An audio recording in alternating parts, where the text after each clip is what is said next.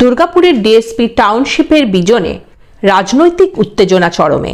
বিজেপির অভিযোগ, গৃহ সম্পর্ক অভিযানে গেলে তাদের কর্মী সমর্থকদের ওপর হামলা চালায় তৃণমূল। এমনকি মহিলা কর্মীদের হেনস্থার অভিযোগও উঠেছে। অন্যদিকে তৃণমূলের দাবি সম্পূর্ণ ঘটনা উল্টো। তাদের বক্তব্য, বিজেপির প্রচারে এক মদ্যপ যুবক ছিলেন, তাকে ঘিরেই বচসা তৈরি হয়। মারধরের অভিযোগ ভিত্তিহীন বলেই দাবি তৃণমূলের।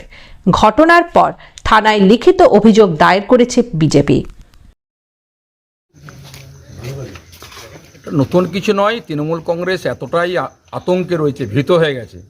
দুর্গাপুর পূর্ব পশ্চিম শুধু নয়, পশ্চিম বর্ধমান জেলার যে 9টা সিট আছে তা 9-0 হবেন, সেই সন্তুষ্ট ভীত হয়ে পড়ে আমাদের কর্মীরা মোদি চিঠি বিলি করছেন। আতঙ্কিত হয়ে ভয় পেয়ে পড়ে তাদের গদি চলে যাচ্ছে, বালি কয়লা পয়সা উঠবে না, তাদের হবে কি এখন, এই চিন্তা করতে আমাদের মহিলা কর্মীদের হাত মেতাদি বললেন। মেতাদি থেকে শুরু করে সমাধি আছে, এখানে আরও আপু, প্রদীপদা, একের পর স্বাগত, এত লোককে আক্রমণ করেছে, মারধর করেছে, মহিলাদেরকে গোলা টিপে পরে খুন করতে হুমকি দিয়েছে, কালকে এলে দেখে নেবো, ঘর থেকে ভেজে দেবো না। এই যে অত্যাচার, তাই একটাই কারণ, তৃণমূল ভয় পেয়ে গেছে। তৃণমূল যাচ্ছে 26-এ, তার যে আতঙ্ক সেটা ভুলতে পারছে। দুর্গাপুরে যে কাটমানি তোলাবাজি করেছে তারা ভুলতে পারছে না, তাই তারা এই ঘটনা ঘটেছে। পরিষ্কার বলতে চায় তৃণমূল কংগ্রেসকে, সাবধান হয়ে যান।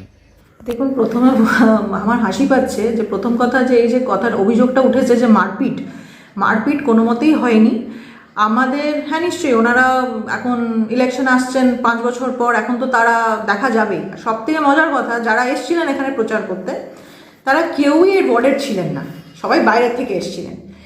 এইবার যদি কোনো সাধারণ মানুষের ঘরে কেউ যদি মদ খেয়ে প্রচার করতে যায়, সাধারণ ব্যাপার যে তারা একটা ভয় পাবেই। তো আমাদের মেঘনাথ সাহা থেকে কল আসে, তিনি বলেন যে এরকম দিদি কিছু জন এসছেন, মানে ওনারা যখন ক্রস করে চলে যান আমার ঘর থেকে, তো এরকম মদ ফদ খেয়ে তারা ঘরে এসে তারা আমাদেরকে বলছে যে ভোট দিতে হবে আমাদেরকে। তো রীতিমতন বলেছেন আপনারা এখানে কাউকে পাঠান, যে এরকম দেখুন মাতালরা যদি এরকম এসে ঘরে ঘরে যদি যায়, এটা তো সেফটি নয়। দেখুন, সবার ঘরে আপনি জানেন মহিলা পুরুষ, আর বিজেপি পার্টিকে সবাই ভয়ই পায়, কেন তাদের তো মহিলাদের প্রতি কোনো রেসপেক্ট নেই। তো আমাদের ওইখানে যায়, আমরা তাদেরকে ভালোভাবেই বোঝাই, এমন নয় যে আমরা তাকে আগেই বলেছি আপনারা কি, তারা আসতেই পারে, ভালোভাবে বোঝাই। তারাই প্রথমে রংবাজি করতে শুরু করে। তো দাদা যদি রংবাজি করতে শুরু করবো, তো আমরা কি বসে থাকবো না? তাদের রংবাজিটা বসে বসে দেখবো? আমরা তো হাতে চুরি পড়ে নিই। তাও বর্তমানে দুর্গাপুরের মাটিতে তৃণমূল আর নিজেদের অস্তিত্ব খুঁজে পাচ্ছে না।